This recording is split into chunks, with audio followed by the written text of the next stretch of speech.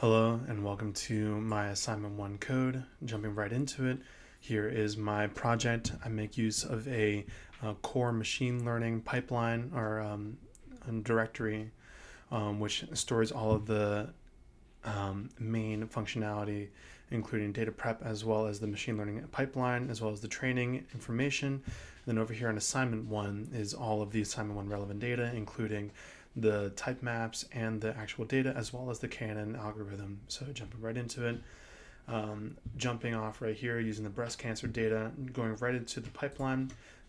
Again, machine learning pipeline stored right here inside of the core data. Big idea inside of this project is to plan for the future.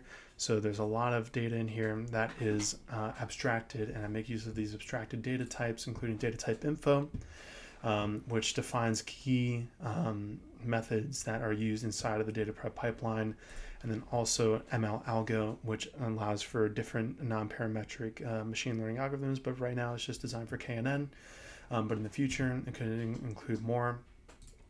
So looking at those data type infos, an example of that is the house voting type map, which has all these type maps, as well as the file path and the class name, as well as relevant predictor index data. You can see here that it takes that string data, assigns a float value to it, and then encodes that float value depending on if it's a nominal data or not. And then this is used inside of the data prep pipeline in order to get that relevant, that correct data. So the data prep pipeline, as you can see here, returns a float matrix. Jumping right into it, we structured the data by using those type maps and turning that string data into the type maps, as well as including, and then over here in the add one hot encoding, we drop in the one hot encoding. So we're adding in columns to encode the data. And then so we go over here and we standardize the data using z-score.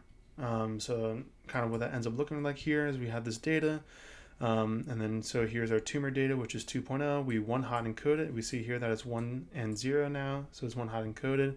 And then now we're standardizing it. We make sure to not standardize nominal data or predictor data. And you see here that everything else is standardized except for the nominal and predictor data. So jumping right into it, we have the cross-validation, and this is implementing the cross-validation procedure as specified. So I'll go ahead and go through it using the breast cancer data. So we can see here that this is a classification problem. And so when we do a classification, we jump into this KNN KNN class. And so this KNN class goes into here and it calculates and takes the test data point right here, and then which is the second data point data set that's passed in. We have our initial training data set right here. It takes that test data set and then goes through all of the training data and then finds the minimum distance points, and then those points are then used as the nearest neighbors. In this instance, our nearest neighbor's value is equal to 5, and then we use that to determine our predicted classifier. So we go here and we employ a plurality method in order to determine the predicted classifier for this test data point. So you can see here we find the max occurrence key for that, and then we go ahead and assign that predicted classifier to that plurality vote. And so we see here that our 2.0 matches our actual classifier. Remember that this is one hot encoded, so 1.0 is actually equal to 2.0. So we go ahead and say that this is not misclassified, which is relevant for our evaluation data, and that feeds in over here to our evaluation data. So here is our final results for our k equals 5 nearest neighbor classification, and you can see that we go ahead and doing a bunch of classification over here, and we're actually doing some hyperparameter tuning. Right here, and we have our various k values that we iterate over, and then we optimize for the highest accuracy, and we take that highest accuracy result, and then that is our tunable k. That is our optimal k. So looking at a sorry, did I put in a breakpoint, sorry. For a regression problem, so we go here for the abalone data, comment out the breast cancer data, and we run that. And so our regression data is using a 10 nearest neighbor right now. And while we're optimizing for the specific sigma, we go ahead and go here, and where are we? Are we in the classification, or we're in find classification? So we go down to find regression.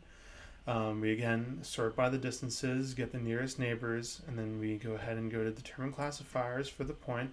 Again, we have H right here now, where we didn't have for the classifiers, because H is a hyper parameter that we're tuning. So we see our kernel function going to work here, and so we're calculating the distance between this point as well as every other nearest neighbor. So the distances are, we'll go right into that real quick.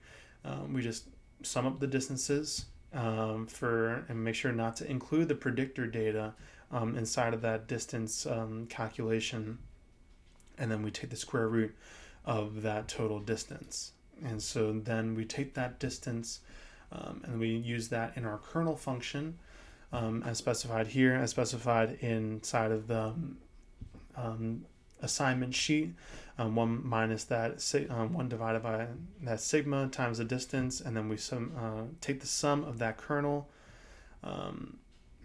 times the actual classifier of the nearest neighbors, and then we take the mean of that, and then that is our kernel value. See right here for 6.29. And so this is our test data point, and then so our actual classifier is 7.0, but our predicted classifier is 629. So this is our mean squared error, and that feeds into our mean squared error data. And so we're looking at our looking at the edited KNN. We see that we have data here that is any data that is misclassified is removed. So we'll go ahead and take a look at that, and then we see we have a perfect classification score, but let's go ahead and find one here that is misclassified. Yep, we see one here that's misclassified, and so we see that that test data point is removed. So we go ahead and go all the way up to our classifier data, and so we compare it, and if the data is classified or not. If it's classified, we go ahead and add it to the result, but if it's not, we just don't go ahead and add it. And we just say that that test point has been deleted. And so this uses the k equals 1, KNN. So that is my project. Thank you.